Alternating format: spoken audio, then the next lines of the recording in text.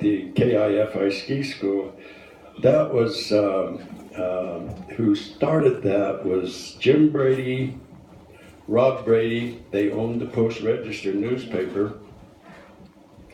And Wes Deast, who was an Army veteran, he was quite an instructor. And Joe Poitevin had a lumber company in Idaho Falls, and several other people down there. Bob and Lowell Bybee, they were jewelers, and they were the skiers, but they started the KIFI ski school. Previously, out on Antelope Flat, Bob Bybee and some of those guys had a ski tow out there, and it's where Foster's Farm is right now. So that's the first time that I ever rode a rope tow. Later on at Pine Basin, they set up the towers and put in the second pommel lift. And so Esther Trauber and I, Henry Young and Merle Jacobson, decided to finish it up. So we had to carry all the metal up to put on these towers. And there was a big roll of cable down at the bottom set up on a stand.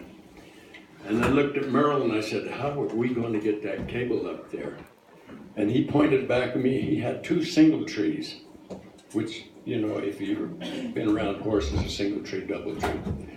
So we tied the cable onto that, and we pulled that cable all the way up to the top of the hill. And we got up to the top of the hill. We were so tired, we all sat down. We laid the cable down, and it went right back down the hill like a snake. Okay, so we went back down, got the cable, struggled up the hill. We finally got it back up, and we tied it off that time. And I said, now how are we going to get that around the bull wheel? Well, we can do that because here's this big bull wheel up there. And I said, well, maybe Bill Camel could come up with his dozer. Nope.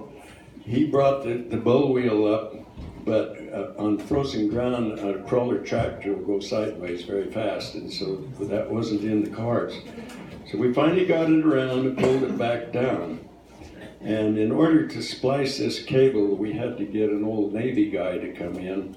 It was Burl Andrews, the well driller. And for every 1/4 inch of diameter of cable, they have to have 20 feet of splice. So that was a 60-foot splice. When the old boy got done, you couldn't even tell it was spliced. That was how good it was. But it was, I always had a good time up there. I just thought the world of Henry Young, who always run the big lift over there. Les Stoltenberg run it, Frank Beam. And then later on, there was Eddie Kopp, Glenn Kopp, and Dennis Stoltenberg, Craig Frisbee. We all worked up there, so we had an extremely good time. It was always fun.